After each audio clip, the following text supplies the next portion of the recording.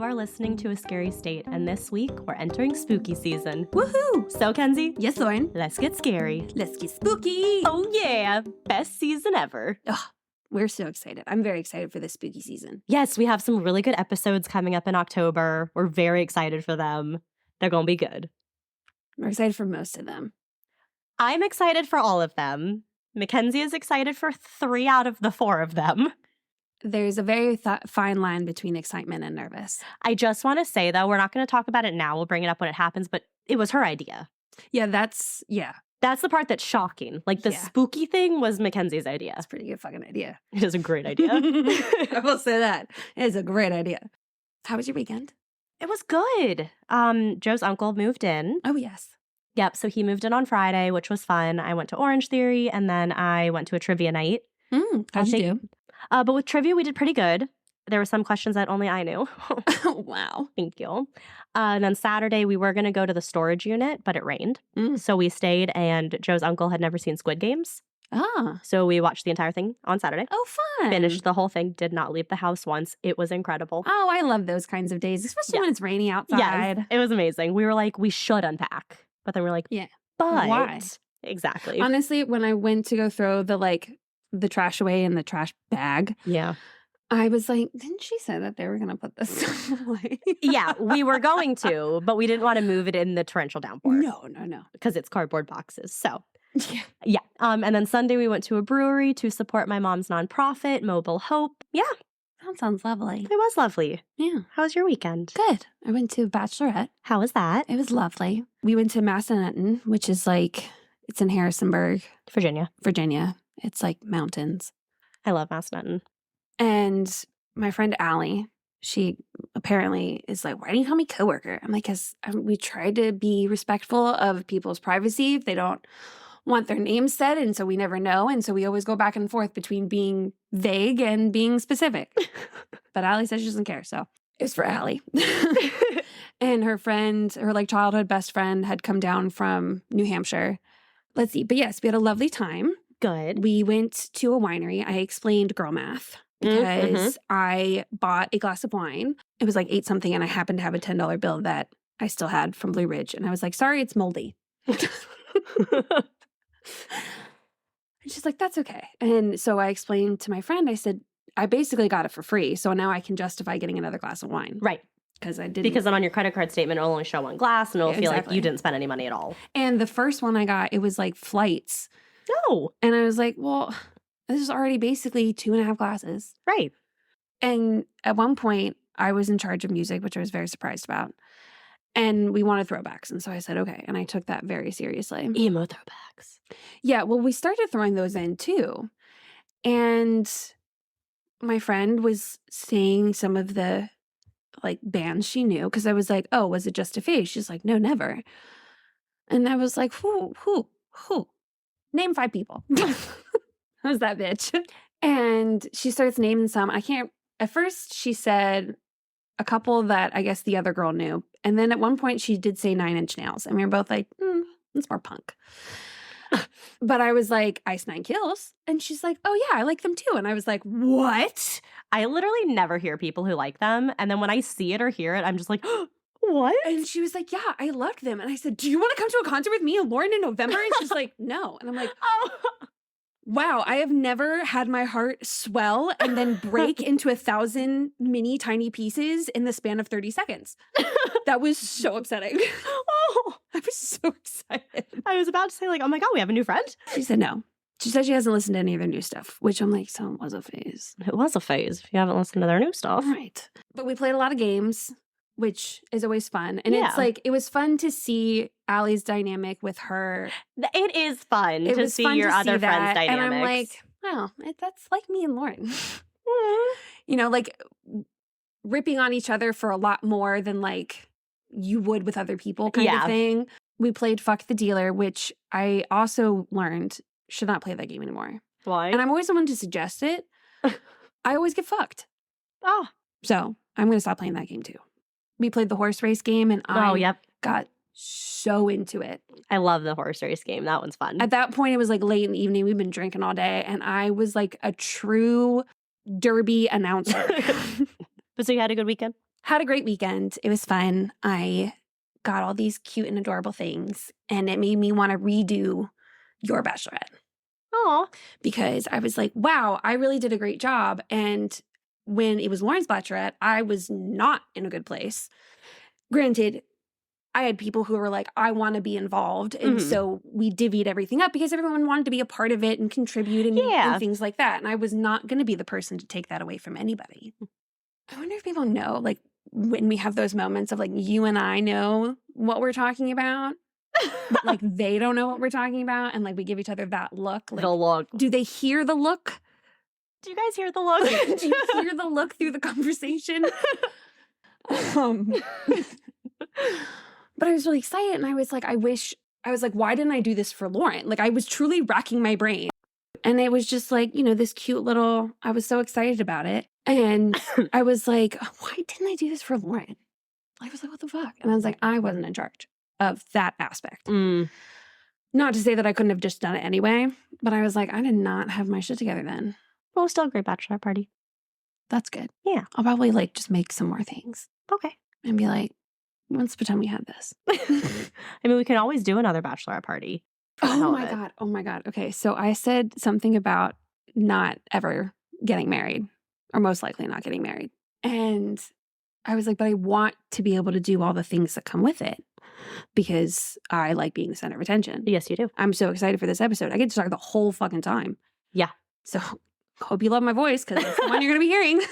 And Allie was like, well, we could still do like a bachelorette weekend for you. It's just like, it's not necessarily for a wedding. And Megan goes, so a girls' weekend. She's just like, yeah. I was like, but just for me. A girls' weekend revolved around Mackenzie. Mackenzie weekend. Kenzie Palooza. Yeah, but Kenzie Palooza is something different. Well, yeah, but if I'm not teaching, then Kenzie Pa weekend. Kenzie Pa weekend. Kenzie Palooza weekend. I will take this moment to apologize. My cough has come back with vengeance. So I will again try to take everything out, but these allergies are kicking my butt. Yeah, we still love her anyway. We switched. We're in the process of moving from summer to fall. So that's when my allergies happen. And then it rained. So amplified it by about 100%. I've noticed that like I'm having a hard time with not seeing the sun. Yeah, it's been like really, well, it was kind of sunny yesterday. Yeah, but not for very long. No, not for very long. And I'm like, I told my psychiatrist that I was like, I'm trying really hard to like think about all the positive things that come with fall and not the fact that winter's right afterwards. Yeah, you can't think that way. And you have to live in the moment of fall. Yeah. Spooky season. And I was like, I'm trying to get outside every day or just leave my house.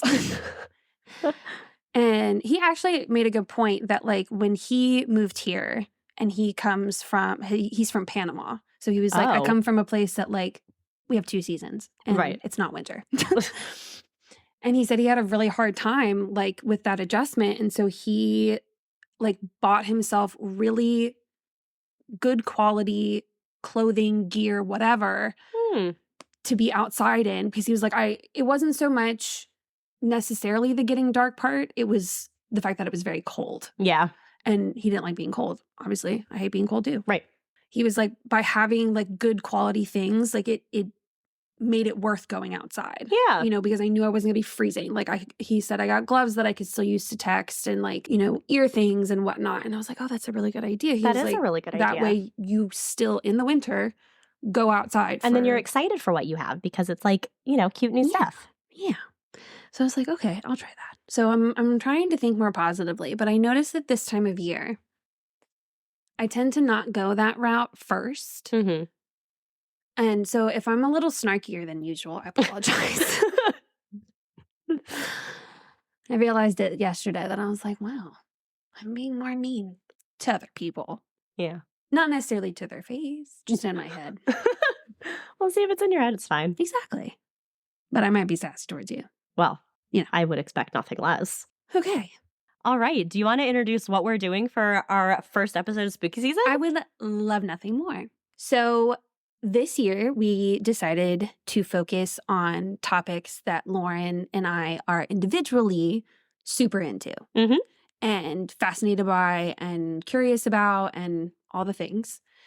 And she's wanted to do her topic for Ever. quite some time. Since I got on, I have never heard her not say, I want to talk about this. I want to talk about this. And I'm like, okay, we will.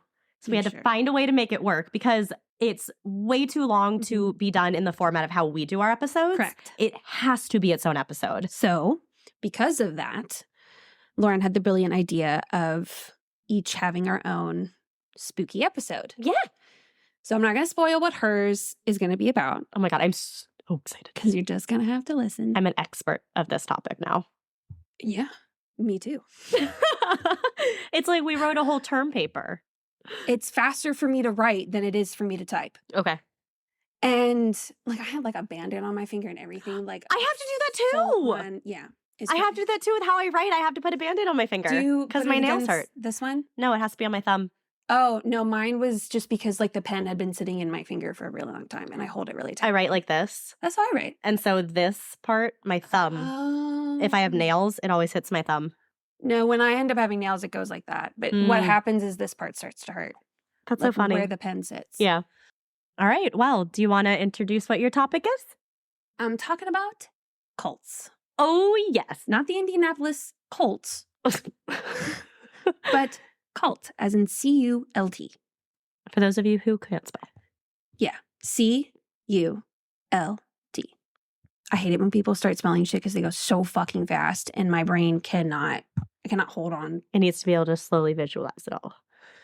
Yeah. And anyone who tries to ask me, what's this word? And then spells it. I'm like, what? Why are you wasting our time? You have a phone. I was like, why are you doing that? One, even if I read the word, probably couldn't tell you what it is. Two, you think that spelling it out loud when I can't see anything, when I already have a hard time when I see the word, you want me to just recall it? Yeah, not happening. What? Anyway, so since we don't have state facts, I thought I would include some cult fun facts. I'm so excited. Well, then I'll go into kind of like the history of cults and where the word came from and kind of how it's changed over time. And then I have two cults that I am going to share with you their specifics, details, and stories and things like that. Count them, 2 marshmallows. I died when I sent you that SpongeBob TikTok because I was like, Lauren and I switch roles.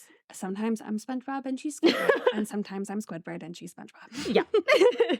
So you might not have heard of them. I know I didn't hear about them until I watched a really great documentary series. It's on, if you have HBO Max, you can get it on there, but it's People Magazine. They do like a true crime investigation thing. Oh. And so they've gone back into some of their archives of stories they've written about and kind of like expanded on them. Mm. They have one that's just People Magazine Investigates, and those are really, really good. And then the other one is People Magazine Investigates Cults. And it talks about, it's 2 seasons, 6 or 7 episodes. And like, obviously they talk about the main ones. Well, yeah. I would say a good third of them I didn't know. I dropped tea on myself. I'm sorry. That's okay. I wasn't going to say anything. I was going to call you out. I was going to keep it our little secret. Wow. Does tea stain? I don't know. Oh. So we're just going to dab it with some water to just make sure it doesn't stain. Yeah. I am such a clumsy person and I spill things on myself all the time. So at work, a lot of times if I'm wearing a white shirt, I accidentally spill coffee on it. I hardly ever wear white for that reason. Yeah. I have become such a pro for years at getting coffee out of my shirts immediately. Oh, good. Yeah. I put a little, you dab, you get it really, really wet, and then it goes away. Notice what happened the last time I wore white. I fell down a fucking hill. Yeah. That wasn't something I could just dab out. No. I couldn't even. I tried and it didn't want to come out. And I said, well, I guess this tank top's getting thrown away. Bye. All right. On to the cold. Right. Not about the tea on my leg. So before I really dive into anything, I definitely wanted to give some major trigger warnings at the very top of the episode. Just kind of keep that in mind. If you're not in a place to hear about that, most of this episode is going to include discussions of abuse, drugs, physical, sexual, child, psychological manipulation, PTSD, assault, physical and sexual, and a whole slew of other mental health topics. I do believe that the information shared in these stories, while difficult and heartbreaking, does need to be heard to bring awareness to the organizations and groups similar to these ones. Yeah. Cults are not a thing of the past. many are still active. I mean, you just covered one. Right. And are newly being created. Yeah. One of them I talk about, justice supposedly is served, but the second one, right, dropping the ball. So cults are not a thing of the past, and many are still active or being newly created today. Like Lauren said, Georgia episode, go listen to it. Yep. While many victims have received justice, there is still work to be done. And with that being said, it is also good to be prepared to get heated. Oh, no. About what some of these people get away with. Oh, no. So we hope you take care of your needs first. Mm-hmm. Whether you decide to continue listening or not, you should always put yourself first. Yeah, always. Always. Oh, I didn't mean to tell you. I know I'm bringing this up again, but I feel like we have like a little community. And our little group of people, they always like our stuff. They know who they are because I've already shouted them out. And I know I keep bringing them up, but it's just to see their names always pop up every time. I was like, oh, like it just makes me feel so special that I'm like, one, I know you're doing this because we've asked and you want us to feel supported and loved, but then also like messaging us and commenting things and just like all the extra things that are done. I'm like, oh my God, we have like, we have like fans. I know. Every time someone comments or something, Mackenzie and I still screenshot everything. I'm like, oh my God, look at what this person said. Yeah. And we freak out together and we get very excited. Well, I realize that I've kind of been an asshole when it comes to metric versus US customary measurements. Because I'm like, I'm not going to do those conversions. That's annoying. Lauren does the conversion. How many fucking people, are, and then we have one friend who's literally in the UK and I'm like, damn. Okay. So for her. We have a lot of listeners outside of the US. Yeah, but now I know. Yeah. They've been brought to my conscience. Conscience. We're going to sound really stupid, so let's just go to the next part. So, not that I went back and did anything here, but there's no measurements or degrees or anything like that, so we should be fine. So, into our fun facts. So, Athreus is a New Age religion founded by British yoga master Dr. George King in the 1950s. The cult believed that a series of cosmic masters who are from Venus and Saturn control the fate of humanity. Okay. Scientology was founded by L. Ron Hubbard, who was a science fiction writer when he made a bet with fellow writer Robert A. Heinlein to see which of them could start a religion. Oh my God. Obviously, we know who won. Mm-hmm. Scientologists believe that 75 million years ago, Xenu, the director of the Galactic Confederacy, froze billions of aliens, brought them to Earth, and then dropped them into a volcano, killing them. Thetans, who are the spirit of these aliens, wander the Earth and cause spiritual harm. Okay. You may be familiar, or at least have heard of, the Manson family and the infamous cult from the 1960s responsible for the Manson family murders. Mm-hmm. So Manson believed that the Beatles knew about an upcoming war and were trying to send him and the family a coded message through the White Album. Right. Manson's ideology was a mix of Scientology, Beatles song lyrics, his favorite book, Stranger in a Strange Land, and the book How to Win Friends and Influence People. Yep. And I'm like, well, damn, if there's anything that would help a cult leader, right. it's that fucking book. Mm-hmm. The Remnant Fellowship, founded in the 1990s by dietitian Gwen Shamblin, not Gwyneth Paltrow, but probably but fucking could close, be. teaches that eating less is in keeping with self-sacrifice of Christ and overeating is sin. Uh-oh. Yeah. That would be called an eating disorder, just so you know. Or just you like food. No, I meant eating less. Oh, yeah. Yeah. Like, it was more emphasized of like, not necessarily eating healthy, but like starving yourself. Right. Yeah. Yeah, that's not good. Yeah, no. A survivor of Heaven's Gate still believes in the cult's tenets and maintains their website. Yep. The cult Shen Tao was created by former professor Hongmin Chen, who believed that the universe was 4.5 trillion years old. It's only 4.5 billion. Oh. Each of us has 3 souls, and humanity had been rescued more than once by God, who travels on a flying saucer. Oh. The cult disbanded after the founder predicted that God would appear on television at 12:01 a.m. on March 31st, 1998, which, of course, that didn't happen. Right. So, was he just going to come on every channel, or were we supposed to watch one channel? oh, wait. Sorry. I didn't finish that sentence. That's not... Okay. I got to redo that. The cult disbanded after the founder predicted that God would appear on television at 12:01 a.m. in 1998. Mm-hmm. I'm assuming New Year's. Okay. Where'd March 31st come from? Because when it didn't happen, they moved the goalposts. Tactic, change the script. From Netflix's How to Become a Cult Leader, episode 4, Promise Eternity. One of the tactics when your heavenly prediction doesn't work, you are supposed to change the script, move the goalposts, accommodate a new set of beliefs. Yep. So, for example, in Heaven's Gate, when what's her name died? Oh, yeah. Doe. Mm-hmm. Obviously, she wasn't supposed to be able to die. Right. And so he was like, no, that was part of the whole plan. She's getting there early. Yeah, she's going ahead. So yeah, they changed the script so that it was going to happen on March 31st, 1998. That didn't happen. So then, disbanded. A UFO cult called the Raelians was founded by French journalist Claude Vourlinhan in 1974. They believed that Earth was created by aliens called the Elohim. They got some national attention when they claimed that they had successfully cloned a woman. Okay.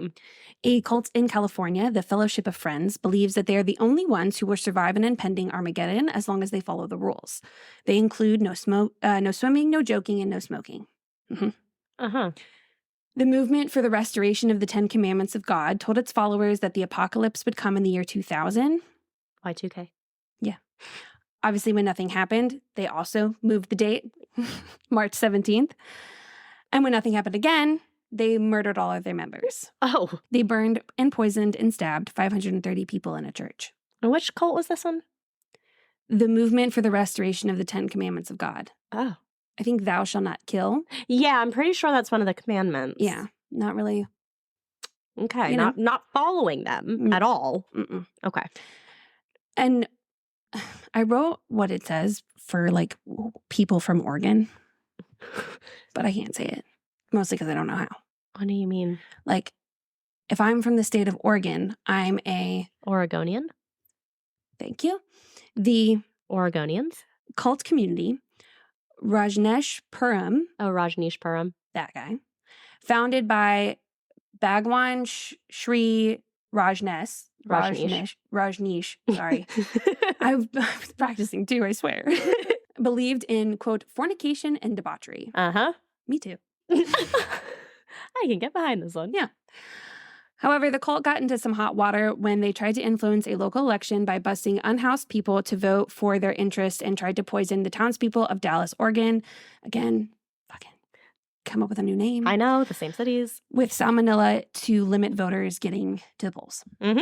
Didn't they do that on the salad bars? Oh, I think how they poisoned I didn't look into it. Was they would go to buffets that had salad bars. I just copied. And they would put the salmonella in the salad bars so that people who were getting salad would get sick. Yeah. Trust me, I couldn't go into all of them. No, yeah. Each one can be its own episode. Oh my God. That's why I was going to do 3. And I got through 1 last night. Mm-hmm. And I was like, the other one was kind of boring anyway. So I was like, doesn't have as much controversy. It's just weird. And I'll bring them up later in one of these, I'm sure. Right. So and even the ones that I did, I'm like, you have to stop. Like, there are other resources that people can go and look at and hear more details for themselves because you will literally be at Lauren's all night. Yeah. Mm-hmm. So those are some facts, some fun facts. Those are fun facts. Fun's loosely. Fun's a relative word. Yeah. So now we're going to go into kind of the history of the word and meaning behind cult. Oh, okay. Look at you. You knew I was going to include this, right? You had to know. So cult has meant a lot of different things throughout history. Britannica defines cult as, quote, usually a small group devoted to a person, idea, or philosophy. The term cult is often applied to a religious movement that exists in some degree of tension with the dominant religions or cultural inclination of a society. However, this definition of the term is more of a modern concept. Historically speaking, cults have not always been associated with a negative connotation. The ancient Mediterranean world was home to a variety of mystery cults. They were small groups of elite members that were initiated into secret rituals for a particular deity. Okay. Many Roman cults were heavily integrated into the surrounding society. In Pompeii, the cult Isis, no relation, had one of the most lavishly decorated temples. If a person paid for the temple's renovations and redecoration, they were rewarded with a position as town councilor. Similar to our church today. One of the most prominent Roman cults was the imperial cult, which was dedicated to the worship of deceased and deified Roman emperors and their deified family members. Wow. At the time, the imperial cult worship reinforced the power of the dominant political system. Mm-hmm. Most or all of pre-Christian Roman society had some sort of degree of membership with this imperial cult. This was like when it was more like they had multiple gods and not, obviously, pre-Christian, one god. One, yeah. But it's okay because it transfers nicely into saints. So cults can also be used to refer to a dominant religious or social order. So for example, within the Roman Catholic Church, the cult of the Virgin Mary, among other saints, gained many members and had a large influence on society. Oh, interesting. The modern view of cults are those that are at tension with the rest of society. Okay. Not everyone agrees on this definition and believes that many, if not all, religious sects technically originated as a cult. If we're going by the definition that they're at odds. Right. Mm-hmm. So think of things like Lutherans with Martin Luther. Like when that came around, people weren't happy. Yeah. Now it's an accepted branch. Or Mormonism and the Latter-day Saints, although I don't know how accepted the Latter-day Saints should be because Jeff Warren is an icky fucking person. So when cults become culturally accepted and the tension between them and society dissipates, that's when it becomes a sect or a church. Oh! So essentially think of all the branches of Christianity. Right. Are all cults. Well, how cool. Yeah.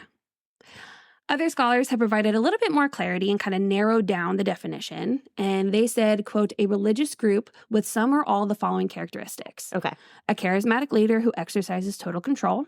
So think Jim Jones, Charles Manson, Heaven's Gate, all of them. An apocalyptic vision or doomsday cult. Again, Heaven's Gate, Helter Skelter. All Jim Jones. Jim Jones. All the things. Isolation from society. All the same ones. Right. Yep. An emphasis on a transcendent spiritual experience. Check. So the Unification Church was also one of the ones I was going to talk about. And it comes from Korea. Oh. And the founder of it, his story, so to speak, is that when he was 16, God came to him and said that Jesus's original purpose was to get married and have kids and have these pure children, right, who haven't lived in sin or whatever. Yeah. But he didn't succeed because he was crucified. And so you now have to finish that task. Oh, okay. And so you are the second Messiah, so to speak. And that's what, everyone believed. And he was known for doing mass marriages. I have seen pictures of this. Yes, that guy. Yes. Yep. Okay. Yep, I have seen pictures. Yes. A couple of, when I was reading through things, they had a couple of people talking about how, their parents were married by him. And one lady was like, yeah, I went to their wedding, but I didn't even see them because I couldn't find them. There was 2,000 other people there. Oh my gosh. Yeah, it's crazy. Yeah, would you send out, save the dates and wedding invites? Good question. Probably not. Come to our wedding. We're going to be in row 14. We'll be the third couple back. And he matched people too. Oh, yeah. A lot of it wasn't necessarily, it was all arranged by him. He would have people go into this room and say, point to someone, and they'd be like, all right, stand up. And then he'd kind of talk to some of the women and then be like, okay, you. And then they'd be together. No. Yeah. The person was like, my parents didn't love each other. Oh. I'm like, no, I can imagine not. God. Anyway, so rigid rules governing group members' behavior. So literally any cult ever. Yeah. A lot of religions too. Oh, yeah. Yeah. Similarities there. Huh. Which is why I feel like there's that crossover between religion and a cult if we go by this definition. Yep. And also, of course, the exploitation of members physically, emotionally, financially, etc. Again, all of them. Yep. So this is kind of where you get those images of what cults are today, like the Manson family and Heaven's Gate. We're going to call these destructive cults. Okay. So Bates College, which the only reason I stopped and I continued using it is because I'm like, oh my God, Bates College, Bates Hotel, we're spooky. I got to use this. Spooky. And they're in Maine, so. Okay. Yeah. Spooky place. I guess so. I just thought it was cool. It was like Bates College. And I was like, oh, Bates Motel, spooky themes, connection. I don't know. But they still have good information, so it was worth it. I like the connection. I appreciate it. Thank you. So they have a whole webpage on their official college website about like understanding cults and seeing the Why? warning signs and what students like should look out for. And Do they have a lot of cults up there? I think it's just like one of those things in general that they're like, I mean, I guess at the college age, yeah, you know, it's kind of like that. because the big focus is that it's like anybody, Right. because even if you're not in that place right now, Mm-hmm. you could be in that place later, Right. and anyone can be in that place. Mm-hmm. And so it was like they have like a whole long list of like warning signs. So like if someone is like interacting with a friend or whatever and they see them doing these things. Oh my then, like, maybe, gosh. yeah, it's very informative. But they define cults as a group movement which is organized around a set of beliefs and rituals. So pretty much the same. Yeah. And most group members, though, that would be considered a cult do allow their members to keep their connections with the outside world and come and go as they please. Okay, to make it not seem like a cult. Right. Destructive cults, Bates College said, quote, exhibit an excessive dedication to some person, idea, or thing and employ unethically manipulative techniques of persuasion and control designed to advance the goals of the group's leaders and ideology to the actual or possible detriment of members, their families, or the community. Okay. So those are the ones we're going to be talking about, not the other ones. Did you say determent? I said determined. Detriment? Oh, detriment. I'll take that out, but You don't have to. It's okay. it's like, I know what she means. I like never would have known that if you had said that, I would have never known that you were saying a word wrong. Yeah. Like I said it wrong and you immediately knew that I was saying something wrong. Like, that's just crazy that you can do that. Like, I don't understand. Obviously, because I couldn't read the word, so. You know, there it is. So I'm going to use these definitions and characteristics to tell you about the two cults that I have today. Oh, fun. So Bates College also identified several manipulation techniques of persuasion and control. Some of the techniques include deception regarding the group's true identity, which a lot of cults did. Mm-hmm. The ones we talked about, or going to talk about, they did as well. A lot of them start off, like even Manson was like, changed his image just to get more people interested in him. Like he started dressing like hippie in order to get all the hippie kids that were hanging out in Haight and Ashbury to, no, he didn't tell them his true intentions was to. Well, obviously, it's get you in first and then kind of brainwash you to be who they want you to be. Exactly. Isolation from family and from our friends. Obviously. Love bombing by new friends. Oh, yeah, that's a good one. Mm-hmm. One of the women in the cults talks about how like when she first joined, she had like cut her finger and like the main person was like, oh my gosh, are you okay? Like got her a Band-Aid, like all these things. Helps clean it up. Right. A lot of people, when you watch cult documentaries, it starts as the same thing. They were really interested in me. They made them feel special, wanted, included, part of this group. And one of the big tactics that you learn about in episode 3, when you reform minds, you want to control your followers, right? Brainwash them, no free thought. But you want to offer them something that would make them special. Like, oh, you could have this. Mm-hmm. Or, not everyone is a part of this, but you are. Right, you're here. Yeah. And you were chosen to be here. Right. Because we saw something in you. And people even like, not only from family and friends outside of the group, but there's isolation from them within the group. Most leaders really try to kind of disconnect any sort of human connection people can have. Oh. Because that's essentially when they start thinking for themselves. Right. Yeah. So obviously use of special methods to heighten compliance. Mm-hmm. Peer pressure, encouraging the suspension of critical judgment and autonomy. One of the episodes talked about when someone has charisma, how when you're talking to them, like your judgment just like goes to the wayside. Like when the leader has charisma? Just a person in general. Oh. When you're talking in a conversation with someone who has like really good charisma, you like kind of lose that sense of logic and thinking and all that kind of good stuff. And from at least what the smart lady said on TV, it sounded smart like lady on TV. Yeah. No, that makes sense. Yeah. Which I thought was interesting because I'm like, they always say charismatic leader. What about it? But I guess it's charisma in general is like just, charisma. So suspension of critical judgment and autonomy. Mm-hmm. And then obviously promotion of total dependency on the group. This can also be done with like forcing conformity and you strip away all sense of individualism. Is it also like financial stuff? Financial stuff. You have them give up everything. Yep. They're also like, by having them not only stay working, which means they can't think all that much, it also makes people feel like they're putting in time and effort to something. And so they care about it more. They want to stick with it more. Right, because you've already put in all this time and effort. Yep. So, getting them to kind of do services, forcing them into some sort of conformity, like a lot have people wear the same thing or look the same way or eat the same things like that. The Rajneeshas made all of their people dress in like oranges and pinks and stuff. Yep. So the first cult that we are going to look at is the Nuwaubian Nation of Moors, which is an American new religious movement founded and led by Dwight Malachi Z. York. Okay.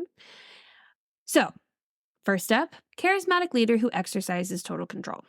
So born in 1945, York began preaching his ministry in 1967 to a group called the Pan-African Nubians in Brooklyn, New York.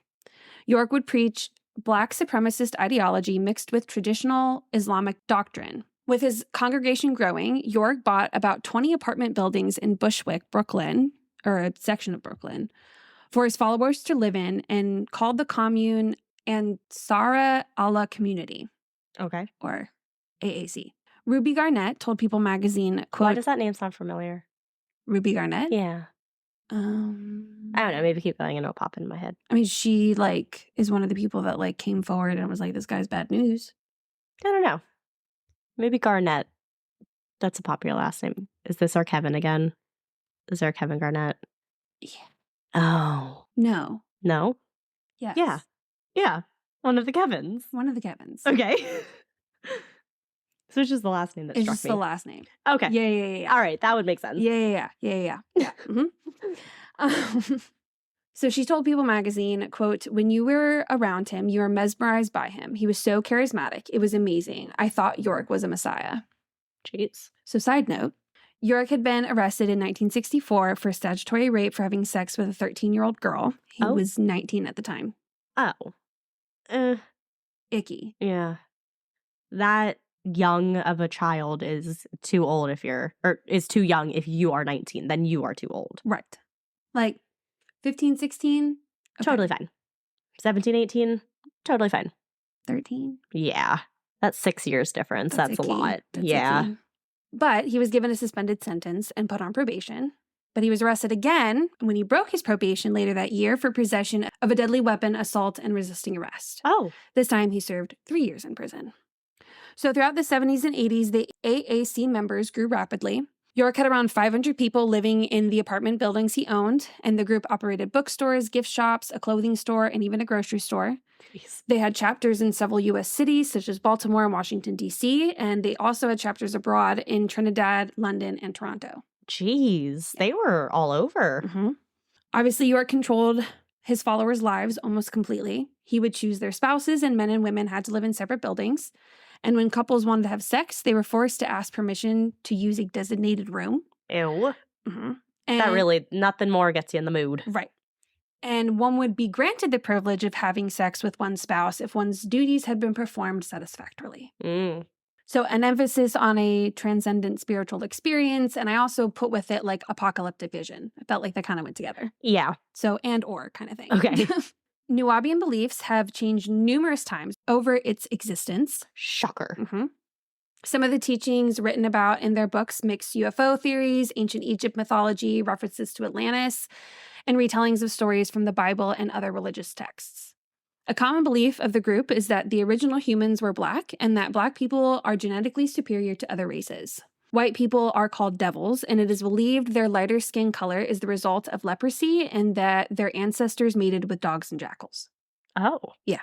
When York first moved the group to Georgia in 1993, he called himself Chief Black Thunderbird Eagle, the leader of a lost Native American tribe, the Yamasee Native American Moors of the Creek Nation, that fought against early European colonization. That is a mouthful. Yeah. He even tried to apply for a license to operate a casino, but he failed. Okay. Because he's not Native American.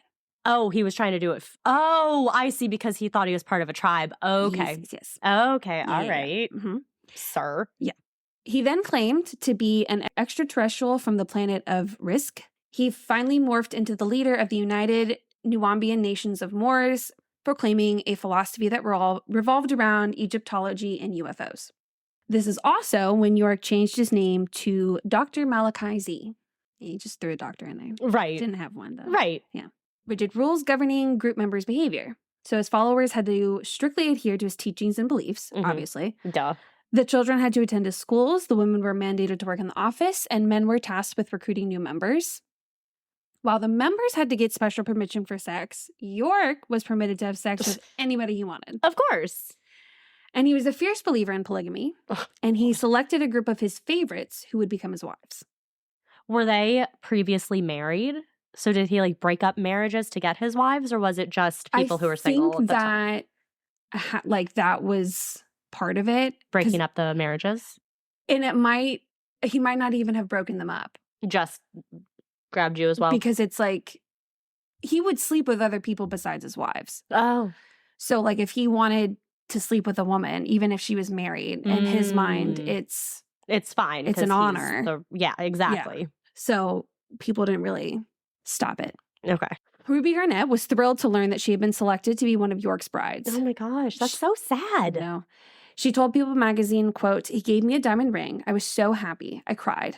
I felt special because I'm looking at being in his family as a privilege and an honor of service." Many members were given a daily quota of $25 to $100, which they had to reach by begging or selling York's literature. Oh, they had to raise that much money. Mm-hmm. Oh my gosh. If they did not meet their quotas, members were beaten or otherwise disciplined by his inner circle, or goons, as the website said. So, isolation from society. Mm-hmm. Members had to live in the apartments that York had owned, and they had to work for free. York purchased an acre. Jesus. York purchased an 80-acre property in the Catskill Mountains in New York in 1983. Hey, I was there.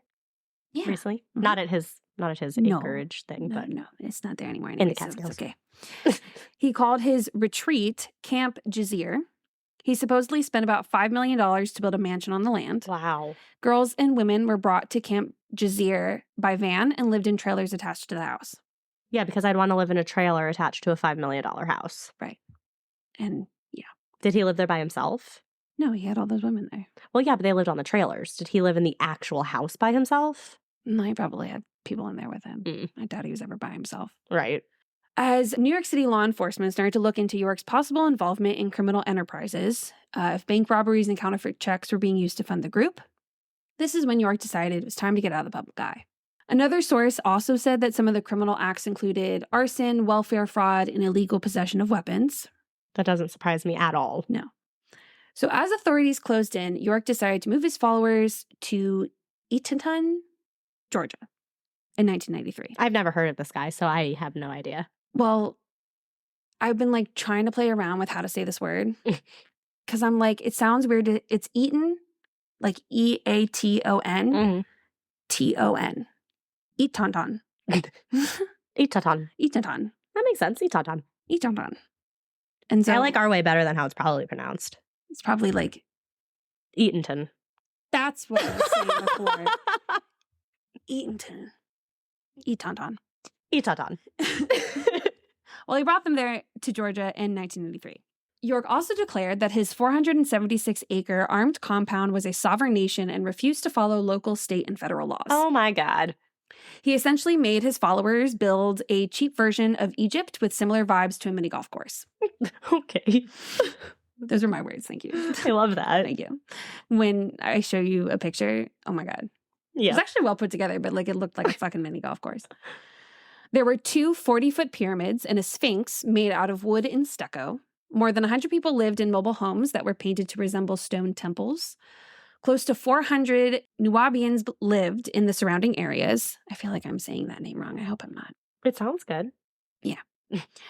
York lived in the big house, which was the ranch that came with the property in the first place. Mm-hmm. But he had decorated it with domes and minarets, which are tall, slender towers of an Islamic mosque from which the muezzin? I have no idea. I know. And when I say it with the question, it's more to our audience who might know. So, but it says from which the muezzin recites the adhan, which is the call to prayer. So Okay. it's part of a mosque. Okay. The compound itself was called Tamaray. That's kind of a pretty name, though. It is, though. Tamaray. And it's like Tama-RE. There are so many words that like would be pretty if you don't think what the word is. Oh, yeah. Like, this is the worst one. Okay, you know what fellatio is? No. It's like doing stuff with your mouth. Sexual stuff. But I think it's such a pretty word, like fellatio. What? Say it again? Fellatio. Fellatio. But if you don't think about what it is, it's a pretty word.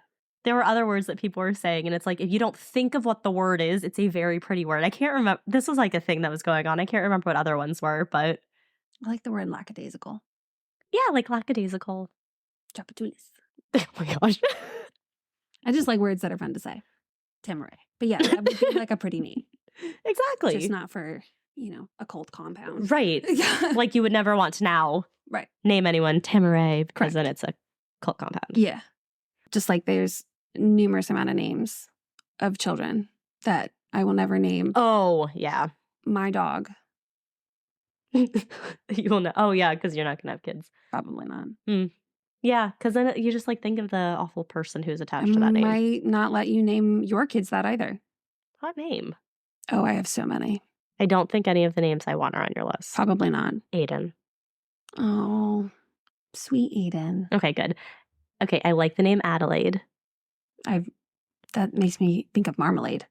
Okay, but that is a pretty name. I love the name Lucy. We're good with Lucy. Okay. I don't know why. I love that name. I do like that name as well. Like, I just think it's so cute, like Lucy. Mm-hmm. Oh. My friend Lucy, we call her Goose. And it took me a really long time to Lucy Goose. Lucy Goosey. Yeah. Yeah. Oh, that's so cute. Her last name is not like, she doesn't make any goose noises. She honks. Right. But like, since I've met her, like people interchangeably will just say Goose. That's cute. It is cute. Now that I know what it means. Right. No, it's not an insult. Yeah. Because Joe was like, well, if we name our daughter Lucy, then people will call her like Lucy Goosey, like loose. And I said, no, they won't. They'll call her Goose. Yeah. But I was like, no, it's a cute name. Yeah. They'll probably call her Loose. Yeah, but when you're saying that in context of a sentence. Right. Like Addison, we call her Addie, but we don't think of it as like Adderall or whatever Addie would be. Oh, yeah, no, I didn't think of that either. So during the Savior's Day celebration in June of 1998, York took in about $500,000 just from making people pay. Oh, okay. He would charge $25 a year for Nuwambian passports, which would allow members to enter and exit the compound. Oh, wow. Also keep track. Okay. One of the group's sources of revenue was a nightclub called Club Ramsey. Oh, that sounds so like modern. Ramses? Ramsey? No. It ends with an S? It ends with an S. Ramses? Anyway, they opened a club that they shouldn't have opened because they opened it in one of the pyramids, but the pyramids were only zoned as a storage facility. Not as a nightclub. Mm-hmm. So police obviously shut it down. Right. But in response to this, the Nuwaubians printed slanderous articles about the government officials in Itantan. I know it's wrong, but now it's too fun to say. They threatened town leaders and would disrupt government board meetings. Frank Ford, who was an attorney representing the county in a lawsuit against the group, had his tires slashed by Nuwambian spokesman Bernard Foster. Oh my gosh. A rock was thrown through his office window, and a gutted dog was left in the street next to his house. No. Yeah. At that point, I don't know if I would be more like amped to do the case or if I'd be like, I'm going to step away. I would have stepped away until you did the dog because that would have pissed me off. Mm-hmm. Yeah, that's that what made me mad. Yeah. Yeah. Mm-hmm. I would have been like, well, maybe I shouldn't. I'm like, oh. You're going to do this? Okay. You know, the first John Wick, how he pretty much goes on revenge because his puppy was killed? Yeah. That would be me, 100%. Yeah, I can see that. Like, wouldn't even hesitate. I will die. And the dogs that I take. I will die. Or, well, you will die. And I will die in the process I will die. of seeking my revenge for my dog. Okay. Putnam County Sheriff Howard Sills was sent numerous anonymous death threats, which, if you're going to fucking threaten me, say it with your chest. Put your name on it. Oh. Authorities in Georgia were made aware of York's underage indiscretions when a rash of underage Nuwaubian girls were giving birth in area hospitals. Ooh. So exploitation of members physically, emotionally, financially, etc. One former member was 6 years old when she was sent to Camp Jazeer, where York molested her. So did her parents send her there? Like, are they somewhere else and they send her here? Ugh. Another member, because in their mind too, York is picking you. You should be honored. Right, it's an honor. Yeah. Another member shared being manipulated into having sex with York when she was 12 years old. Some of the cult's older women reportedly helped to manipulate the children, showing them pornography and sometimes participating in the molestation. Oh my God. York's need to control every aspect of his followers' lives grew more sinister and sexually motivated.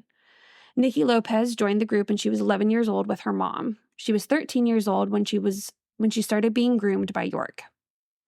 She told People magazine that York would allow her and a few other kids special access to his house to watch cartoons and eat junk food. Ew. She told People, quote, he would give us little treats. He gave us t-shirts. We were like, we have short sleeve t-shirts that nobody else has. Mm-hmm. Feeling special. Right. Soon after, Nikki was taught how to perform oral sex by one of the wives, who had told her that having sex with him was a Sudanese tradition to prepare for marriage, because at one point he claimed to be the heir to the throne of Sudan. Ew. One night, Nikki was asked to stay behind at York's house, where he proceeded to hold her down and rape her. She was only 15 years old at the time. Oh my God.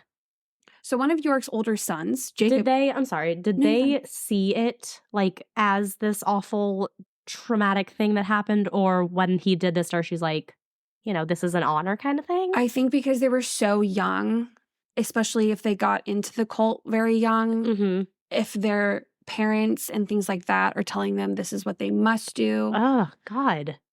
There's also a lot of fear in it of like, if you don't do this, this is going to happen. Mm-hmm.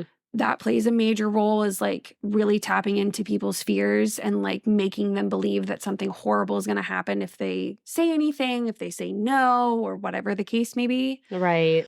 There was one girl, like the one who was really excited to marry him. Mm-hmm. There were also people who like didn't know what was going on. And she was saying that like what kind of shattered or started to kind of shatter her like rose-colored glasses of this man was after they had gotten married. He was like bragging to her about having sodomized one of the girls. Oh my God. And she's like, why are you bragging about this? Like, what? You did that to somebody? Yeah. And so that's kind of was like her like realization of like, oh, wow. Not, know. And so I think it was mostly people like in his inner circle. Mm-hmm. And then if a parent didn't know, like if they were just going to his house of like, oh my God, you're asked to go to, right, you should feel blessed. Right. Parents aren't going to question it. And the adult is most likely going to threaten the child in some way to make them too afraid to tell anybody. Right. Including their parent. Because there's like a lot of parents that talk all the time how they had no idea that was going on. Mm-hmm. I don't believe that very much. I think it depends on how big it's gotten. I think the further away, the more people there are and the further away you are, the harder it is to know what's going on the inside. Maybe. I think if it's a smaller group. Maybe. I don't know. I just know that if I had a young child and they're like, oh, they want you to go to the Spanish, I'd be like, no. Well, but we're also under the impression that we wouldn't have been a part of the group in the first place. That's true. And so if we're looking at this person as this almighty higher being. Yeah, I don't know. And he's selected my child. It's still icky. It is icky. But given the psychological things that people go through in a cult. That's true. It's not completely far-fetched that some parents wouldn't know. There are 100% instances where parents definitely knew. Like the next one we're going to talk about, parents knew. Okay. There was no question. Yeah.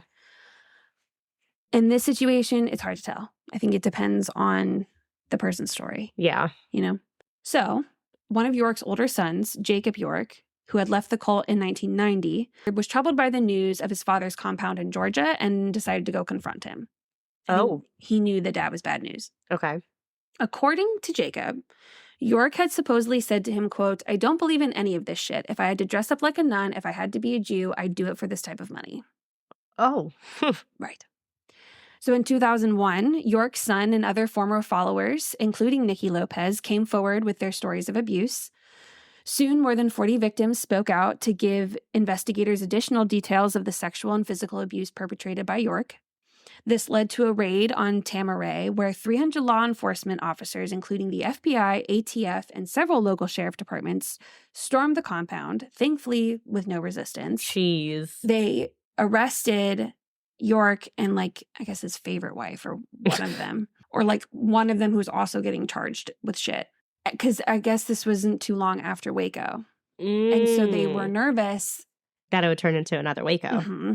But thankfully there was no resistance and everything was fine. Because, yeah, when you said how many people came, I was like, ooh, they were preparing for something. And then it was no resistance, which is obviously good. Right.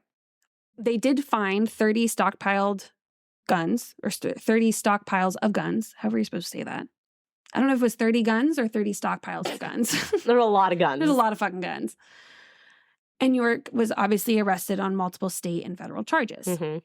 So he was indicted by a grand jury in 2002 on 120 counts. Oh, my God. Including 74 counts of child molestation, 29 counts of aggravated child molestation, and 1 count of rape. At the federal level, York was charged with racketeering and transporting children across state lines for the purpose of sexual intercourse. What's funny is racketeering, it's very hard to get that as a charge. So if you get it, it's just because the judge is like, let's see what we can throw on you. Oh, yeah. So only one source that I found share this information. And like I looked on the one from People, I looked in multiple places, and I only saw it in this one place. Okay. And I don't know if it's just because of the way it turned out, people didn't feel the need to bring it up, but York supposedly was given and accepted a plea deal in January 2003 by the state for 14 years in jail, followed by probation if he pleaded guilty. Ugh. So on January 24th, York pleaded guilty to 77 state charges, including 40 counts of aggravated child molestation, 34 counts of child molestation, and 2 counts of influencing a witness, and 1 count of child exploitation. The day before that, York had pleaded guilty to the 2 federal charges, 1 count of unlawful transport of minors for the purpose of engaging in sex acts, and a count of attempting to evade financial reporting requirements. Okay. Racketeering. Oh, okay. Yeah, yeah. York would serve 15 years in federal prison if the court accepted a plea deal. So this is kind of where I started to get confused. Yeah, so are they saying he would do 15 overall because that's more than the 14, or is it saying he would do 14 and then 15? So if the plea agreement was accepted, his state and federal terms would be run concurrently. So that means at the same time. Mm-hmm. So he'd serve for 15 years. He would serve a max of 15 years for everything he did. So I don't have words. What I was confused about, though, is the point where it's like, well, he accepted a plea deal, but then there's this other side on the federal side that like a judge has to approve the plea deal. I think maybe it's always the judge has to at least approve it. Well, anyway, whatever, even with accepting this plea deal, a U.S. District Court judge, Hugh Lawson, rejected it. Oh. He also eventually recused himself from the case due to some sort of defense motion. I don't know much more than that.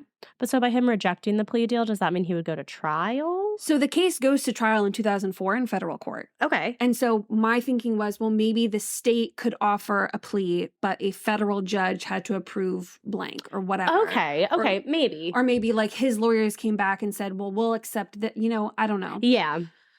But anyway, it went to trial, which thank God, and he was convicted on 4 counts of racketeering and 6 child molestation-related charges and was sentenced to 135 years in prison. Good. Yes. Good. Which is why, because of how it turned out, I think that's why other people just didn't mention it, because he ended up getting a bajillion years. Okay, so good on the judge for denying that one. Correct. Which, when I read that he recused himself, I was like, he probably lost his shit. Like, I would too. Yeah. Like... So according to Wikipedia, in 2007, 7 officers of the Macon, Georgia Police Department resigned from their jobs in protest against the prosecution of York. 5 of those offers were later hired by Clark County, Georgia Jail as guards. 4 of them were fired in 2006, the 5th resigned, in the wake of charges that they were smuggling Nuwambianist literature into the jail, corresponding with the prisoner York, encouraging inmates to rebel against white guards, and showing favoritism to Nuwambian prisoners. Oh. The jail commander was fired after he began an investigation of the Nuwambianist influence at the jail. He was fired? And he said he was fired, or he believes he was fired because he started investigating. Ooh, so it's like all corrupt up in there. Oh, for sure. So York is currently incarcerated at ADX Florence, which is a maximum security federal prison in Colorado, and he is eligible for parole in 2122. Oh, okay. Mhm. Okay. So literally 100 years. Yeah. From So now. he'll die in there. Peace. Right. I'm surprised he's not dead already. Well, granted, if it's maximum security, they might not have interactions. Probably not. Because I'm sure homie would be dead. Oh, yeah, he would be. Yeah. You do anything to women and children and you go to jail, you're done. Yeah, and he's gross, dude. The short episode, well, it's not short, it's like 40 minutes, but the episode about him obviously goes into far more detail. Mm-hmm. And they have like interviews with survivors and things like that. And he's a bad news bears. Mm-hmm. Disgusting individual. Well, yeah, I can imagine. Yeah. So that is the United Nuambian Nation of Moors. Wow, I have never heard of that one. Yeah. That one's wild. It's always weird, too, when, like, we don't hear about, like, this really prolific serial killer or this really, like, big cult. It's like, we know all the other ones. Why have we not heard of this one? Correctamundo. Like, this one's awful. Yeah. You ready for the second one? So our next cult for the evening is the Word of Faith Fellowship. Okay. Which was founded by Jane Whaley and her husband Sam in 1979. They converted a former steakhouse into a chapel in Spindale, North Carolina. I would have preferred the steakhouse. Same. So we'll go back through our characteristics here. So, charismatic leader who exercises total control. Right. After graduating from college in the 1960s, Jane taught high school math and married a very religious man from Florence, South Carolina, Sam Whaley. You had a Florence, the other guy's in Florence, Colorado. Oh, yeah. Look Weird. at that. Look at that. They had one child and in the mid-70s moved to Tulsa, Oklahoma so Sam could attend Bible school. They traveled the world to preach the Word of God.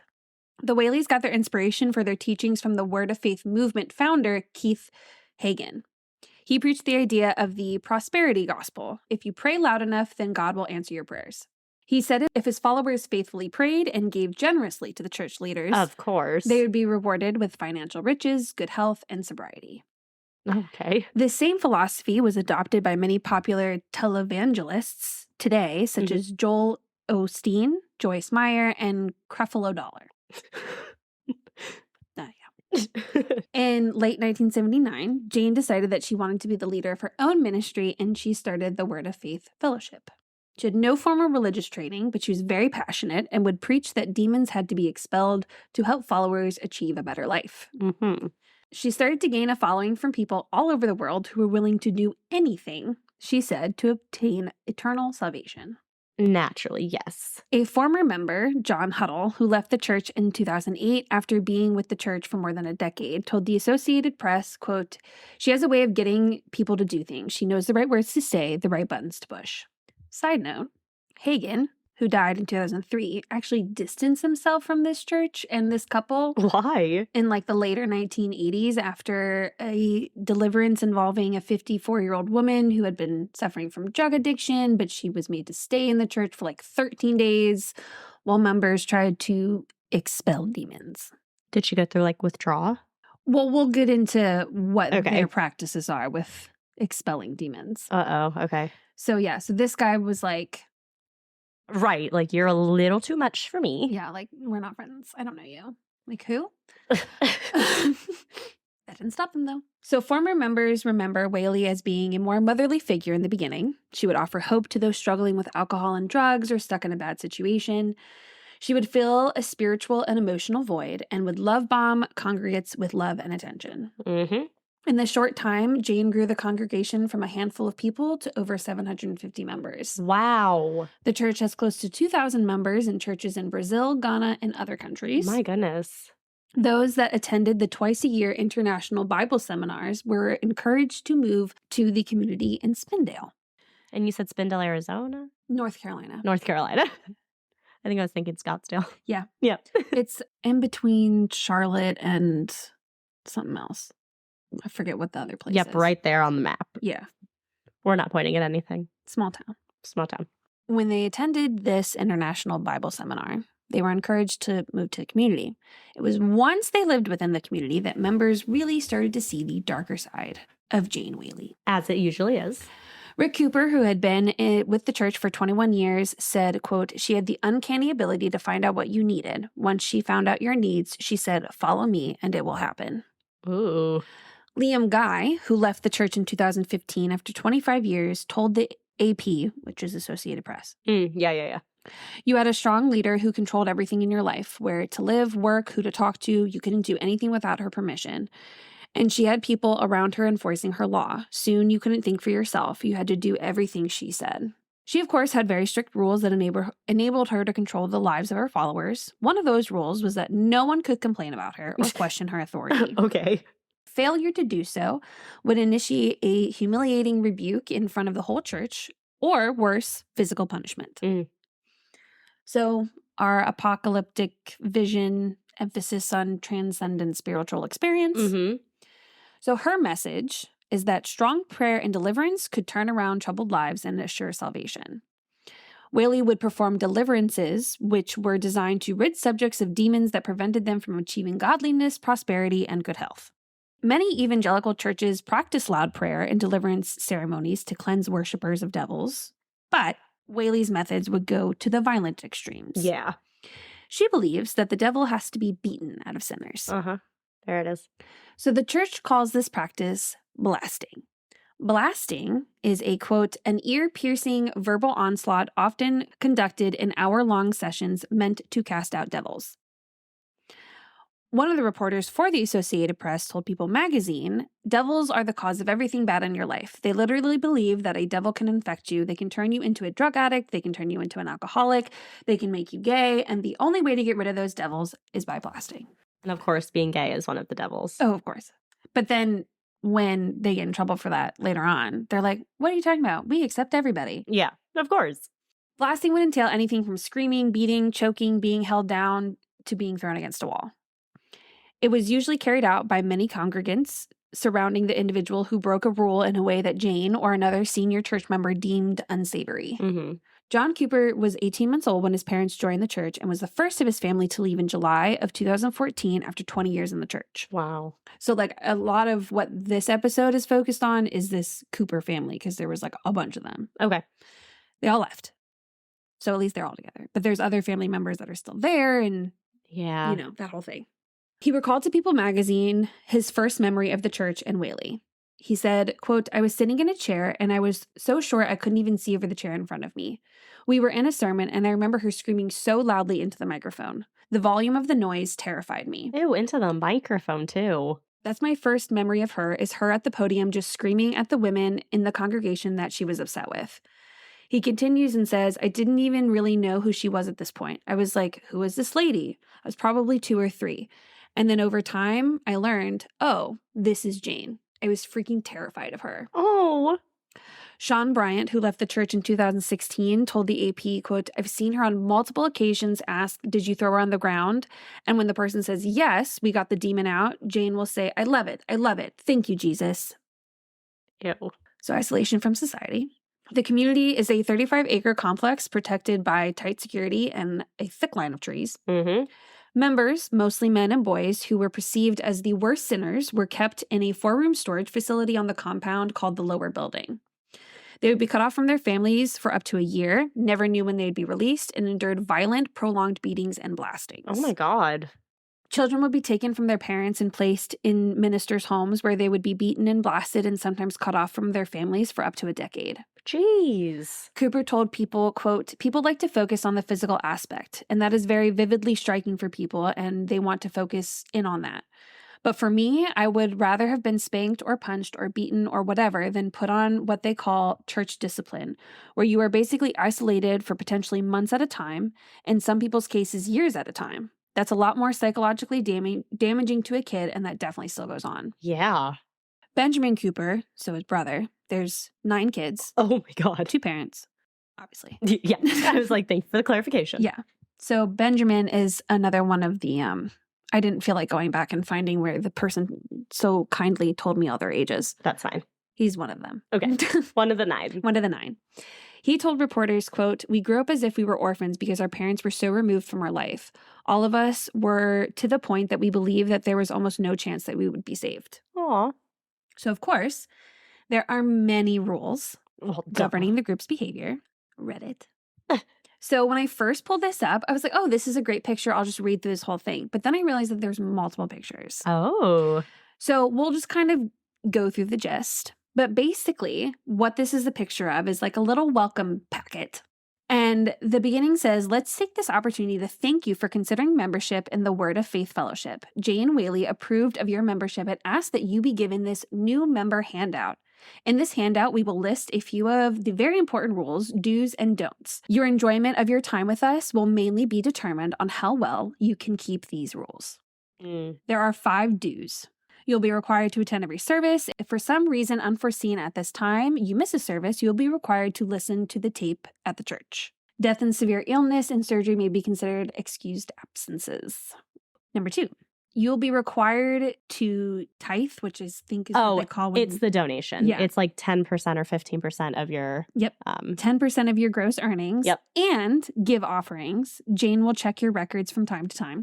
You'll be required to smile on command. This is called keeping your happy face. Ew.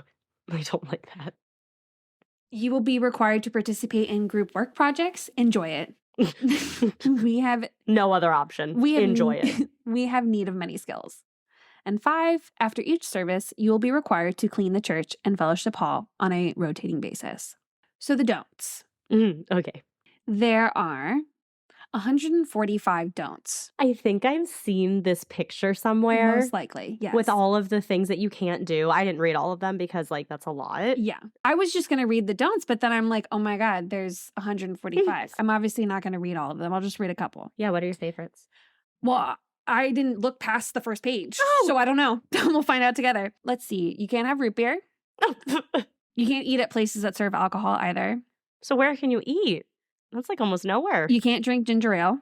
You can't watch movies unless Jane gives approval. You can't watch videos in your cars because they can't keep an eye on you. Oh. You can't go to a movie theater unless it's approved. You can't read the newspaper, not even the headlines. You can't listen to the radio, and you can't read or handle magazines. You can't watch television. Can't have books that aren't approved. Don't read your Bible too much. Amplified version is acceptable. But make sure that you read it enough. Yeah. Can't take notes. You can't take notes? Yeah, during services. Oh. Only record scripture references. Don't forget to go to the bathroom before the service.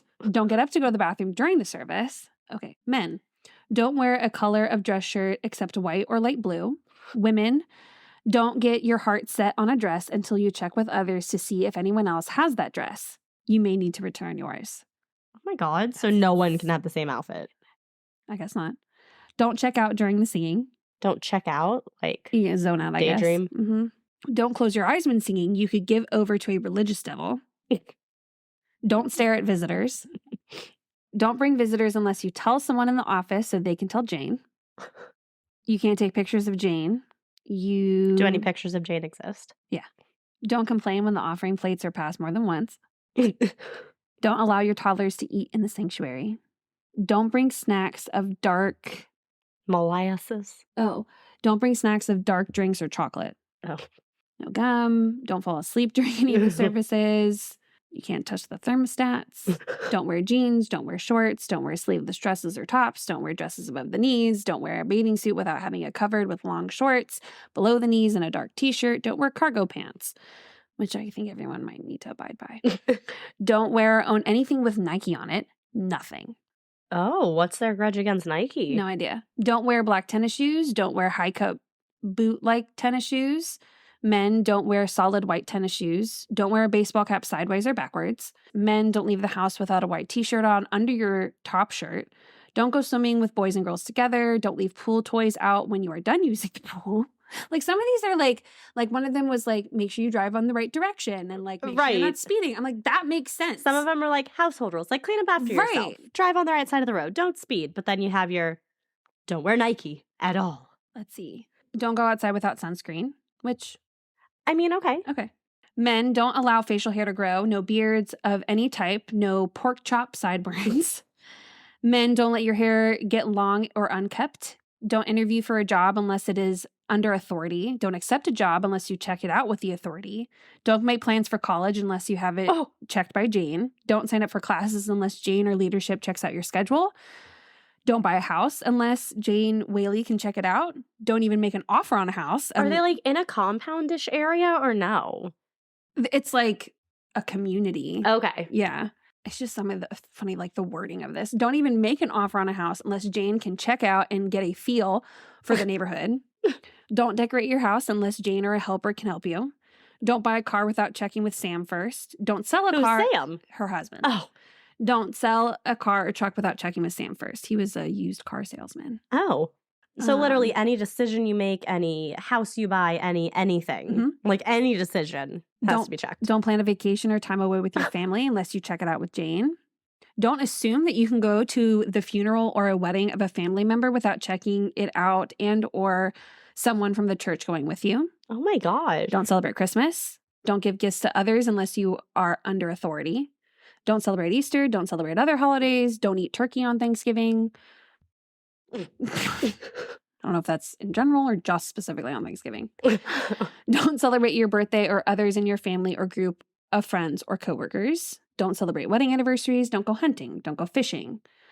Well, unless it is on approved ministry trip.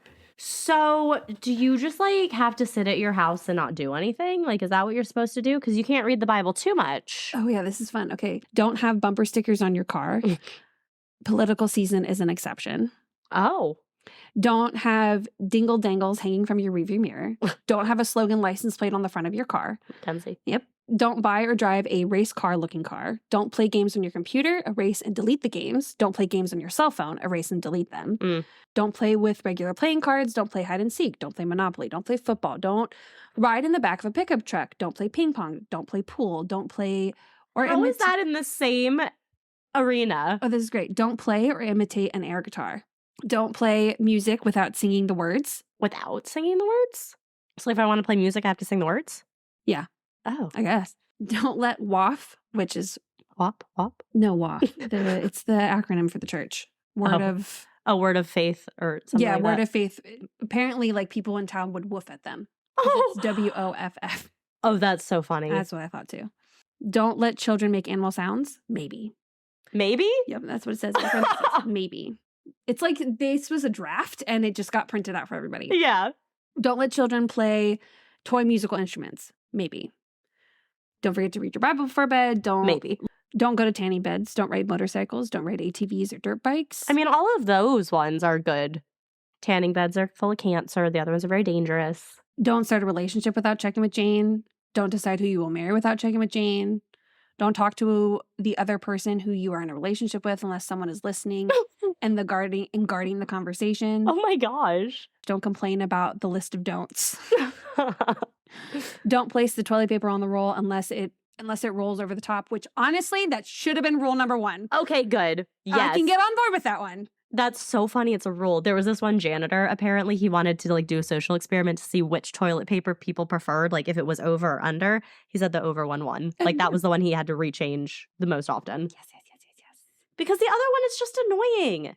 Yeah. But people who have cats, though, they said that that's the way to do it because no matter how much the cat does it, it won't unroll. That makes sense. Which I get that. But otherwise, right. But otherwise, if you just put your toilet paper on like that, like what's wrong with you? Right. Who hurt you? Don't ask anyone but Jane about those who have not been seen lately in services. Oh. Don't go in the sanctuary with sin in your heart. Deal with it before service. Don't expect someone else to clean up your mess, which honestly, yes. Some of these, like, okay, some of these I can get on board with. Like, some of them are just your health and safety, like wear sunscreen, don't go on a motorcycle, like, good things. This one's even good, too. Don't backtalk or give excuses for your sin. Okay. If you fucked up, you fucked up. But then we have some. Granted, what they consider a sin, what we consider a sin are very different. Ooh, yeah. And don't question Jane's authority to run. Woof. Okay. We hope you will be with us for many years to come. Don't worry about memorizing this list. When you violate a don't, you will be told. We don't do that. Jeez. So there's still more that I didn't touch on. Well, obviously, I don't think we could read all 150. Yeah. Sexual thoughts in intercourse are considered ungodly or unclean.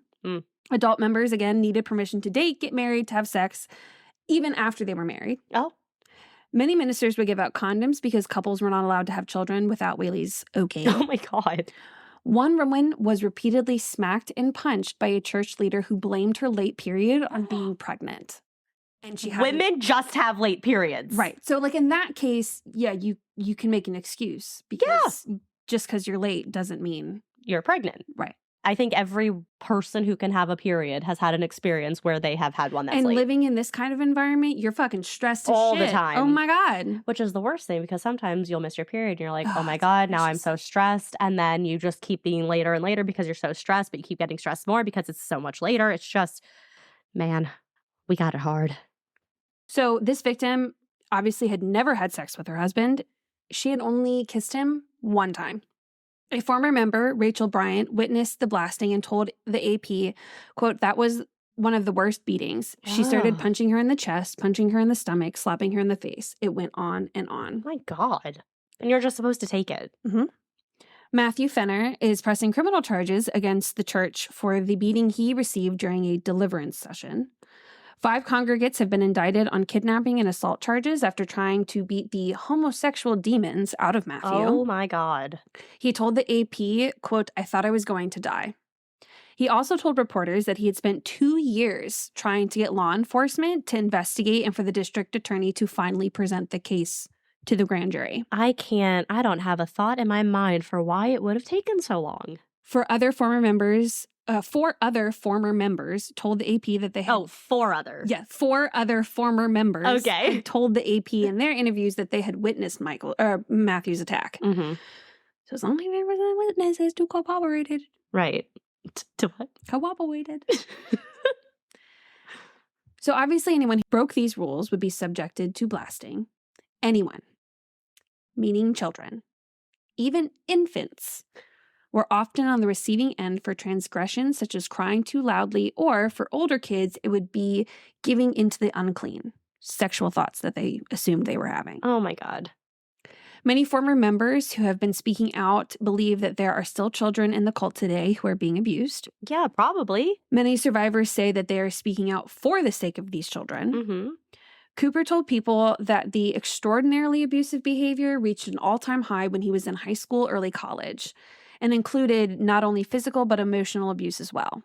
Teachers in the church, which this irritated, I was so mad, especially when it was like a former teacher. I said, you worked there for more than a year, more than a day? Mm-hmm. But were they part of the cult too? Yes. Yeah. But I don't know, like I just think like when the state that we're in Mm-hmm. tried to come back and say that there was going to be this new law that if a child comes to you and is confiding in you, if they're part of the LGBTQ plus community, if they are telling you that like a different Pronoun. and they want to change their name, all these things, you have to tell the parent. Yeah. I wouldn't. I'm sorry. I wouldn't. And I said, no, I don't. Yeah, I wouldn't. Like the child is trusting me with something that they don't trust their parents with? No. Absolutely not. And it's I'm like, just going to pretend I didn't hear, right. but I'll still respect it in the classroom, but I'm not telling their parents.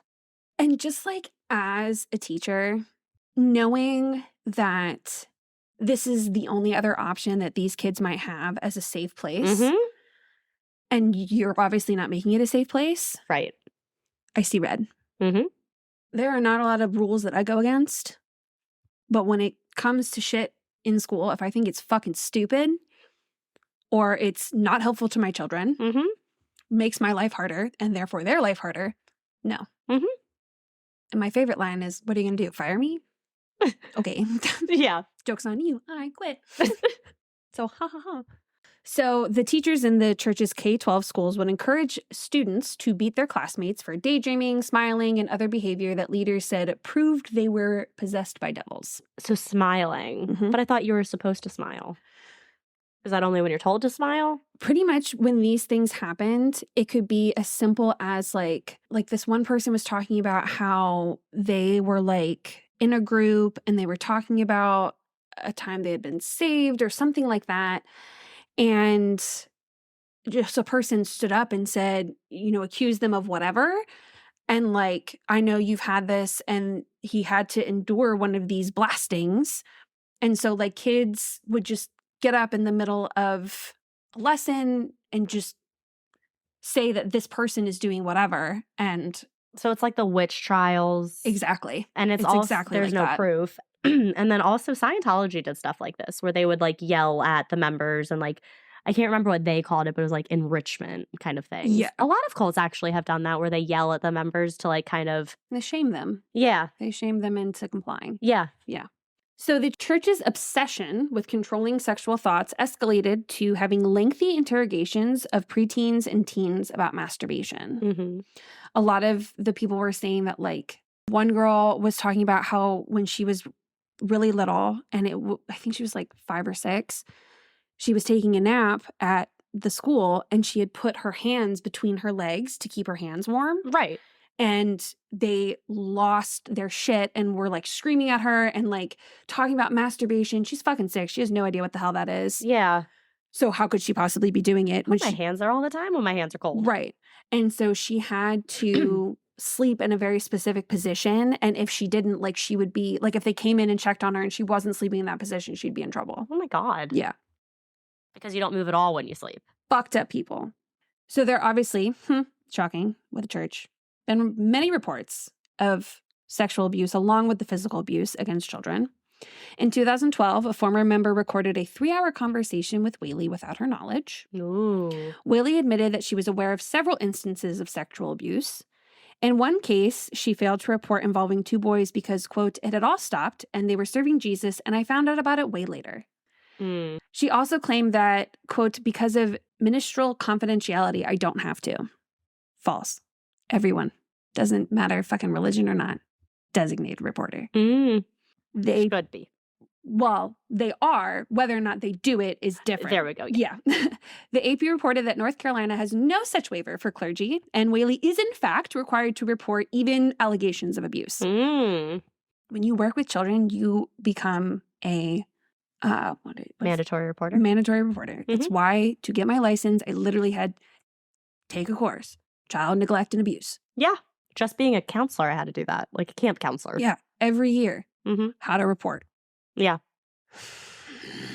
I had to report one once.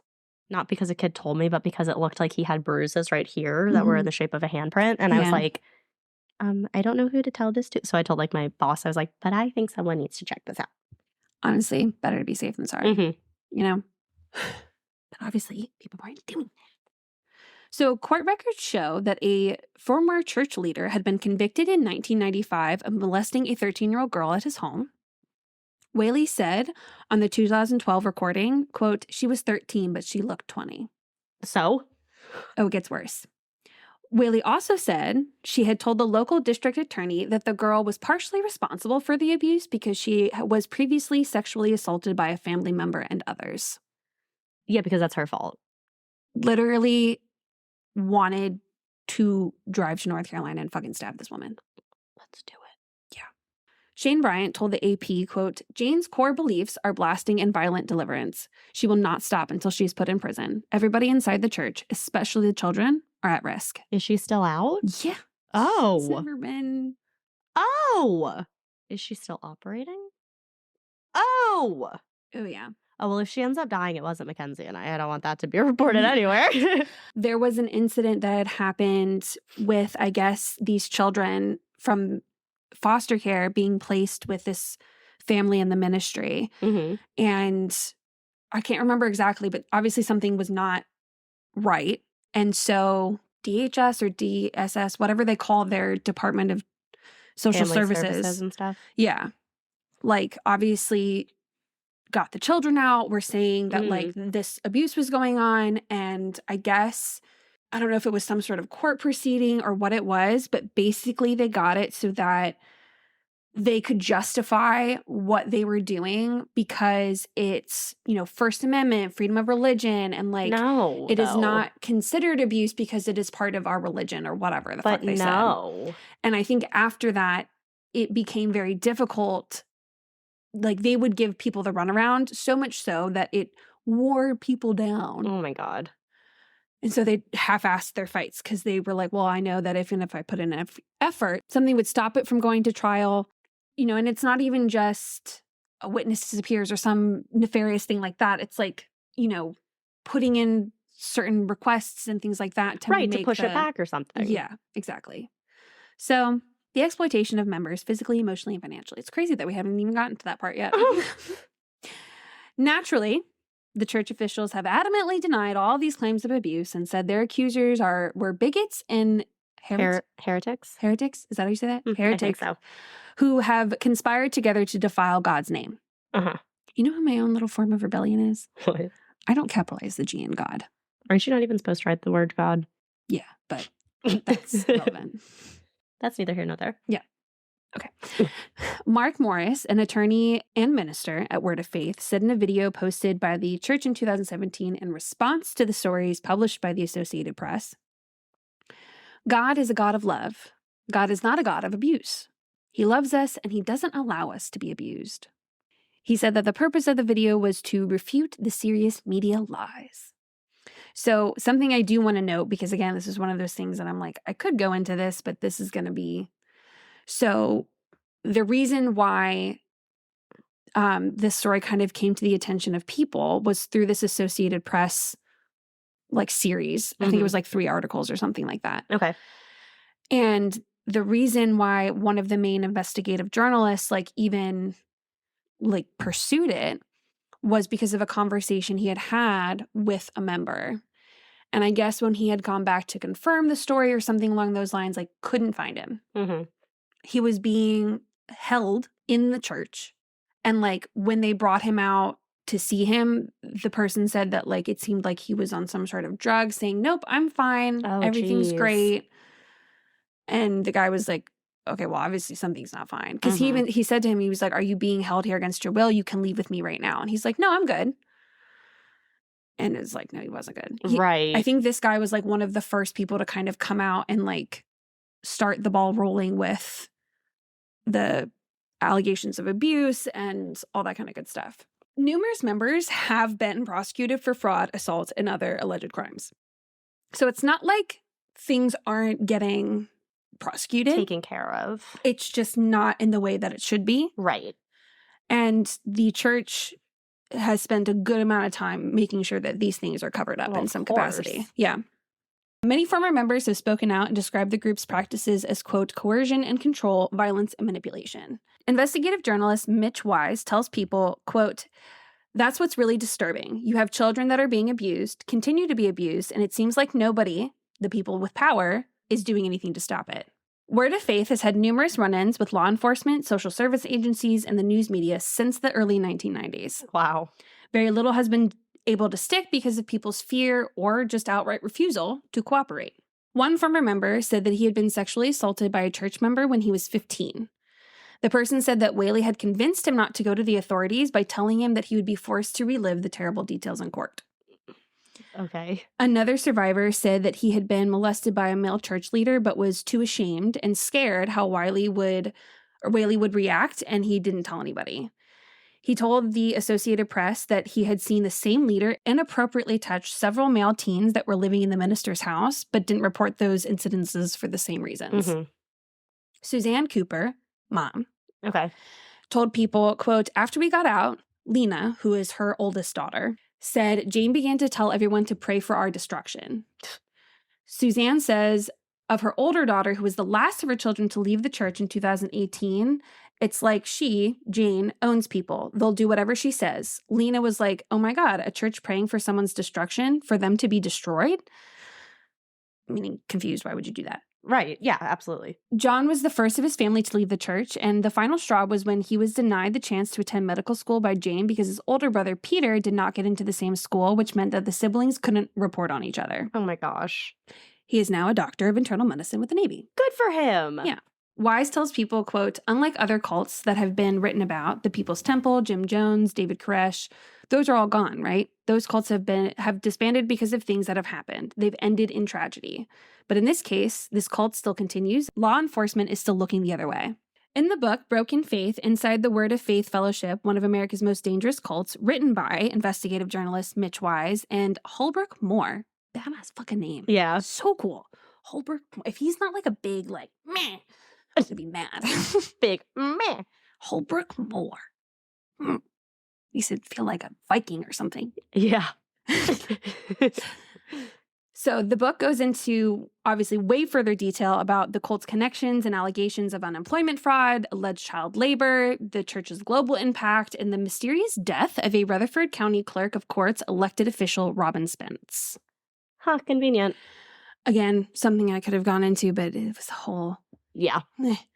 Wise told people that the most shocking aspect of the investigating Word of Faith and law enforcement's response, quote, was just the way the institutions fail. These institutions, law enforcement, district attorneys that are there to protect people. Yet in every case, when people came to them for help, they looked the other way. They made excuses for not doing their job, and that's something that continues to this day. Wow. Moore said that there is more to be told than what they were able to fit into the articles and even the book. I believe it, yeah. He told people, quote, the stories we did for the AP and the book would not be possible if it weren't for the persistence and courage of the people who left the Word of Faith Fellowship because they were so fearful of doing this. They were scared of talking out against the church. They knew they'd be cut off from their families that were still there, and they didn't know what kind of retaliation they may face. Without them, none of this would have happened. So, a final thing for cults. This comes from Bates. Oh, okay. And so this kind of gives an example of why they tie it back to specifically college students, but I still felt like it's can be applied anywhere. Right. So one of the sections is where might college students encounter cult recruiters? Anywhere. Members of destructive cults make it their business to run into potential recruits on a campus and students' natural surroundings. Solicitation in residence halls and campus buildings without appropriate administrative permission is not allowed, but conversations between two people obviously can happen in many locations. Right. Favorite campus recruitment sites include places like campus quadrangles. The quad. The quad. Or greens, residence halls, libraries, cafeterias, athletic facilities where abstainingly casual conversation can be struck up easily, and the internet is another site of many casual conversations on college campuses. Basically, anyone can be a target of a cult recruitment campaign. No one is too sophisticated or too well educated for involvement. There is no one personality profile of a potential cult member. However, there are some times in all of our lives when we may be particularly susceptible to destructive cults, like loss of status, of identity, friendships, romances, ideals, dreams, any sort of big loss. Right. Or encounter with new social challenges, distance from familiar surroundings. Yeah. So you're feeling isolated already. Alone. So all types of people can become involved in cults. Anyone is susceptible. It doesn't matter who you are.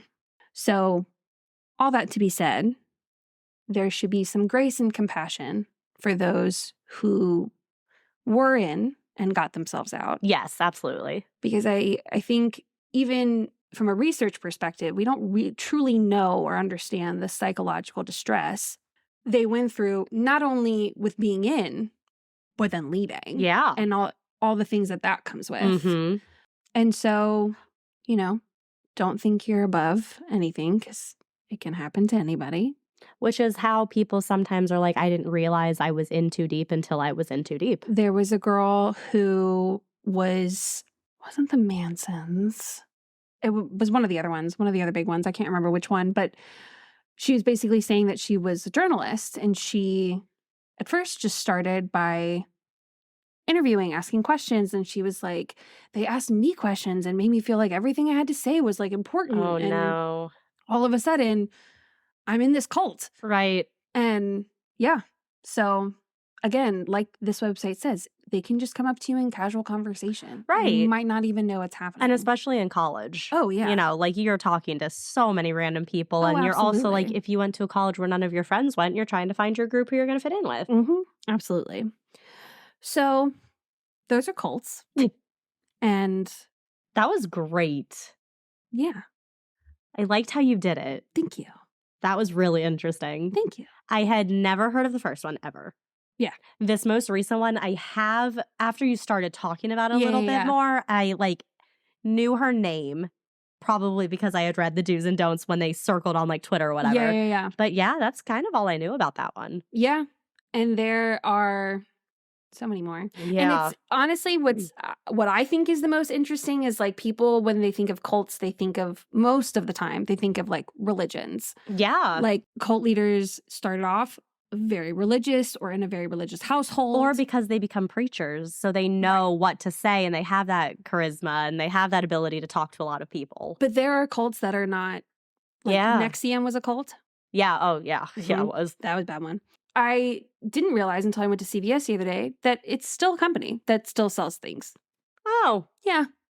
So. Do they spell it the weird way? Like the NXIVM? I know it might be a U. I know it's a U, but it looks like a V. This one looked like a U. Oh, it did? Yeah.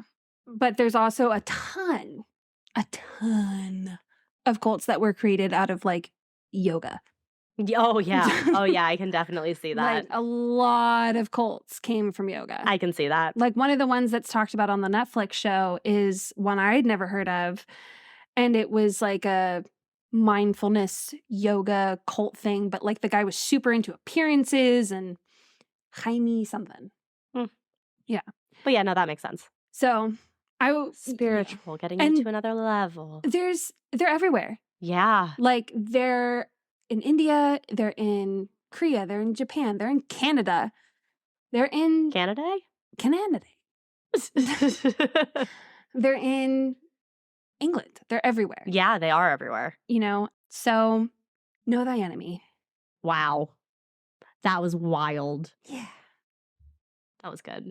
And I feel like I barely scratched the surface too. Oh, absolutely. Like each one of these could be its own like podcast, like its own podcast. Like I was thinking like the suspicious death. I was like, I could do an episode on that if we circle back to North Carolina. Like just the suspicious death. Yes, exactly. Yeah. There's so much that goes into all of them. And I do really like how People magazine like did these articles and these episodes because they come from the former survivors and you get to hear their story. And especially with the second one I talked about, there's a whole lot more of other people. There's a whole lot more on the guy whose case getting charged with kidnapping and assault. Like there's some stall in his investigation. I'm not sure if it fell through and like just didn't even go to trial. Yeah. But one of the articles I was reading from like 2020, 2021, like there wasn't a resolution from that. And the original one, when it started talking about, was like 2017, I want to say. Dang. Yeah. So they're still here. Yeah. It's not a thing of the past. People are still. And I feel like it's so much easier to recruit now, too, because there's social media and there's online. The internet. You know, you interested? Check out our website. Yeah. So cults. Wow. My dad wants us to name this episode Spooky Special Cults. Drinking the Kool-Aid. Okay. Yeah. Okay, Kenzie's dad. Because he said, oh, are you going to title it Drinking the Kool-Aid? And I was like, what? Fun fact, you know, it's actually Powerade. Oh. Do you understand the reference, Drinking the Kool-Aid? Think. No, I know.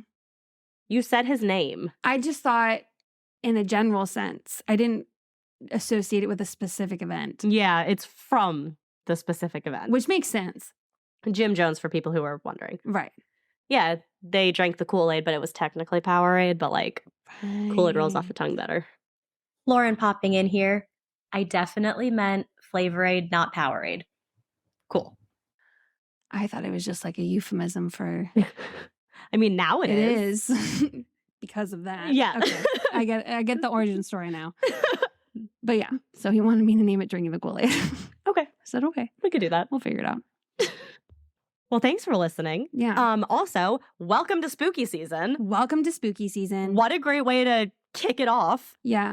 Yeah, thank you for listening. Yeah. Thank you for joining us during spooky season. It's the best season ever. Yeah. Follow us on all the social media. Yep. And if you haven't felt bad by now about not being in our little group and getting a shout out, then you should, because these guys are making the rest of you look like chumps. Send us emails at ascarystatepodcast@gmail.com. We're going to start a cult and we're going to put these guys at the top. Yeah. Well, we've already talked about starting our commune. Yeah. And these guys are going to be the like part of Elders. the elite, the authority, whatever else they call people in charge. Okay. Yeah. Hear that, everyone? You know who you are. Well, I guess stay scary Stay spooky. and stay safe.